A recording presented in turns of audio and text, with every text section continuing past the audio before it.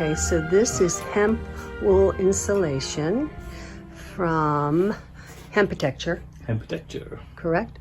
Okay.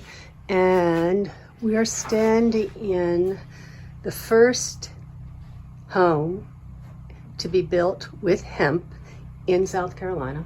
Yep. And we're with Will Stanwix, all the way from England. And Very tired Will Stanwix. he has brought with him these Italian bricks, hemp bricks, which he's going to explain to us why they're different. And this is their inauguration into America, right? I love it. Yeah. So tell us, Will, let's see the bricks.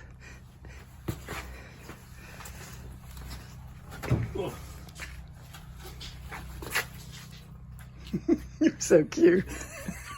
So tell us, why are these different from the other bricks? Hemp bricks. Hemp blocks. What do you all in England call them? Hemp blocks, yeah. Okay. Bricks are smaller. Oh. They've all got hemp shiv as the aggregate. Okay. But I like these ones because they're always set right through the middle, because they're just hydrated lime and hemp, but when they're mixing them up, they put a probiotic in there. So the probiotic and the molasses go in the mix when it's wet, and the probiotic eats the molasses and gives off carbon dioxide right in the middle, which then the lime grabs to set. So the problem with other blocks is they're either it's hard to get the air and the carbon dioxide into the middle to set them, so they end up going crumbly. And this is not all blocks, by the way. This is just some I've used before. And or they dry too quickly, and then they go crumbly. But these ones are always you cut them open; they're always true, right through the middle. So yeah, we and the other thing about them is you've got hydrated lime in most parts of the world, and so wherever you've got hydrated lime, you could essentially license the recipe from Sonini, the company who make them, and make them. So once there's enough people here who want hemp blocks, you could end up making them here with US lime and US hemp to this recipe. So it's quite good. It's not a lot of the other blocks are hydraulic lime, which you can't really get in the States. So you'd end up, even if you made them here, you'd end up importing the hydraulic lime. Okay. So. And they have, well, wait a minute. When I was in England visiting you, and you told me about these hemp blocks, I was fascinated. And tell me how they came about discovering this technique with probiotics. That was so. I don't know. I can't remember the exact story, but his brother, Paolo Ronchetti, I think this pronounce his surname. He's the guy, the brains behind it all, and he was with a friend or something, and they were talking about having windy tummies because of what a great English and then they were like, diplomatic way of stating it. Then they were like, oh, I bet that would work with the hempcrete, and so they tried it and it did. The probiotic. Yeah. How did they come about figuring out molasses? Oh, that's just the food for the probiotic to eat. Food. So, okay. It obviously has to eat something to give off carbon dioxide. It's like fermentation, really, isn't it? So I wonder how long it takes it to eat, to ferment and be ready. I don't think it takes very long, because you can spray it as well, or cast it. So you can get the same thing for spraying and casting. You have a like a 5 gallon, no, maybe less than that, 4.5 8, one and a bit gallon container of this looks like beer, but it's like brown molasses and the probiotic in this mixture, and you add it to your hempcrete. You're in the mixer as you're doing it, and you can either spray it or cast it. Have you done that with the spray? Yeah. Well, I've just done it before I came here, so I haven't been back to see how it's dried. Graham's the machine that you and Graham used together. Yeah. What's the name of the machine? 3CM. 3CM. Oh no, sorry, we didn't spray. No. I didn't spray it. I cast it. Oh, you cast it. Yeah. Okay. You just okay. Yeah. You did tap in place. Yeah. The cast. Okay. Was that on your barn? No, it was a project for it's a commercial building nearby. You're kidding? How large? How many stories? Oh, just 2 stories, not huge. Just like looks like a big barn. Really? Yeah. By the way, how is your barn? It's not really changed since you were in mine, to be honest. Tell me about this project, this particular project, how she found you, and how the doctor found you. Caroline found me through a mutual friend, Carrie, or she'd been recommended. Somebody heard that she wanted hempcrete, and they said, oh, well, we know this guy, Carrie, who loves hempcrete as well. And then Carrie put her in touch with me, so he's a friend of mine.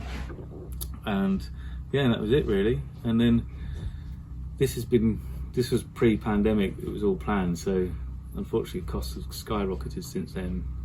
So there has been lots of additional costs that are hurting it. Unexpected costs, right? Yeah, and just the cost of things going up, during the pandemic. Before the pandemic, timber was one price and now it's another. But yeah, it's basically, it's a typical timber frame that you get around here. And the ceiling, will that have hemp? No. Here, in this particular? Yeah. This particular bit doesn't, because it's insulated on the outside of the roof, so on top of this. But the rest of where you've got a normal ceiling, it's insulated with the hemp texture, hemp wool. Lovely. And how many square feet, roughly? Is it? I think it's like 2,500 square feet. Okay. Something like that. And let's see. And the flooring? I'm not sure. It's going to be solid wood or something. There's no hemp down there, I don't think. So the hemp is being used in all the walls on the outside and on the inside. So in between the studs, I think they're putting the hemp wool as well, and potentially some. I think there's going to be quite a few blocks left over. So around maybe the bedroom and the office where they want it quieter, they'll put hemp blocks between the studs. Makes a lot of sense. It's beautiful, absolutely beautiful. She must be thrilled. Yeah. To see it constructed and oh my goodness, it's just it's so. Are you pleased with the results so far? Yeah, we've got a really good guy called Ricky who's a mason anyway, so he's putting these all up. So I didn't really need to tell him anything. It wasn't really that much of a training. It was just use this lime and put the brick ties here, and that was it. Where is he from? He's from here, Charleston. All his life he's lived here. James Island he grew up. And what experience where did he receive his experience in working with hemp? Oh, no, well, he's a mason. Just a regular mason. And he's used blocks this size. There's not that much difference, except we've got lime mortar. So it's not really, once he showed him how much lime goes in with the sand in the mortar, everything else is exactly the same. And then you're coming back to do the rendering. Well, we might have a different solution. Yeah, we're figuring that out. We're figuring it out at the minute. So I hope he will come back to do something, but we're going to hopefully use a local crew, and Joe's going to oversee them because Joe works with lime anyway. So and he's here working with lime, so it's a lot easier than me doing it from the UK.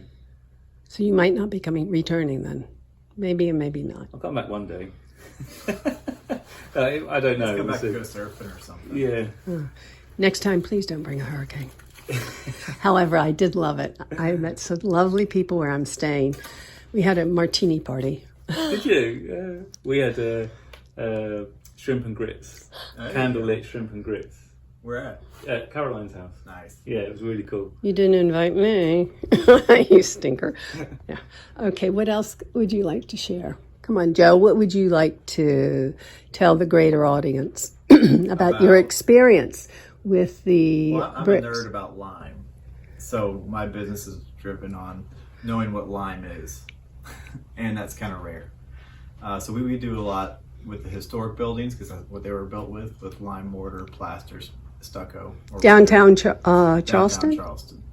And then that's how I keep busy, just using this product and just kind of keeping the traditional recipes going. And this is the one from France, right? Yeah. So you've been using that one from France? I mean, All these whatever years? is a NHL, and most of it does come from France, Portugal, England. You know, there's Germany. yeah. But why not America? I mean, I've run across a company in Pennsylvania. Yeah, there's one in New York State. They just can't produce. They don't have that much demand. Well, if you all made the demand, wouldn't they produce it? The demand's there. It's just I don't know all the ins and outs. I know a lot of lime quarries are used for Portland or Mason's lime, so they're already making plenty of money doing that. So even though we use a lot of it, it's not the scale of Portland or just general building products. I mean, lime is used, you know, crushed limestones and toothpaste and everything. So like they're making enough money selling calc. Do the outside as well? I'm gonna. Rendering. I might just be in a consultant. You know, there's budgets to keep in mind and try to find the crew that can do it for the right amount of money. Right. And educating them in line. This is wonderful. Yeah. I hope you're going to educate younger people so they have All some my crew- hope. All my crew's 20 to 30, except for my one old fart. You know. This is great Yeah. because then they'll see a future. A craftsman. Yeah. You know, all this is coming back. It's marvelous, right? Oh yeah. No, we're happy to do it. Acoustic insulation between rooms. This hemp wool is good, and it's better than stuff like rock wool. But if you had a real problem and really wanted the best thing, then Hempcrete itself, if you set your studs to the width of the block and put the block between, it's really good acoustically because it stops airborne sound is stopped by sort of dense objects, and impact sound is stopped by sort of light objects. And this is the perfect mix of the two, so it's like halfway in between. So it'll stop impact and airborne sound. And there's a film studio being built in the UK, and they've chosen Hempcrete as the walls because they did a lot of research and they came up with the Hempcrete was the best material to stop both airborne and impact. So there you are. Is that part of Steve Barron's No, this is just a film studio up north. film studio up north? But you could build, if for internal wall, you wouldn't need the stud. You could just build it with the block. That's what I thought. And then they could stucco on the outside and make... Oh my gosh, Will, that's So fabulous. that would be a really good. But this sort of size, 5 inches, or What's the size? that's 5 inches. France have very stringent not regulations, but guides for that. They make certain types of hemp for building and certain types of hemp that aren't for building, that are just for horse bedding. But there's several different companies that do it in France, and then there's companies outside of France that do it as well. There's people in the UK, Lithuania, I'm pretty sure Hungary and Romania. France are just the best at it because they've been doing it for so long. And as far as I'm aware, there's several types. And there's big companies but they're like millions and millions, aren't they? It's not like a couple of 100,000. It's like the plant. I visited a brand new place in Lithuania, and apparently that was an £8 million instalment, and they weren't as good as the French. Oh, really? Yeah. Oh, just a real saw. Yeah, just a wood saw. You know.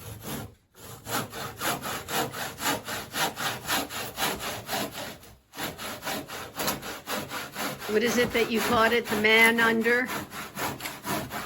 Huh?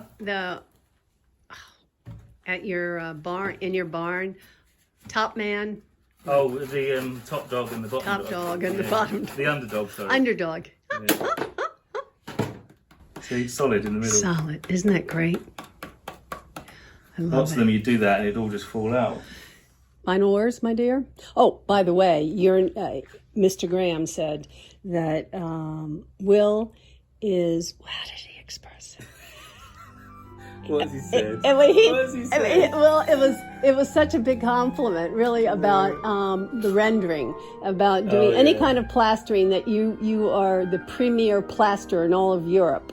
Yeah, I think that's a bit over egging it.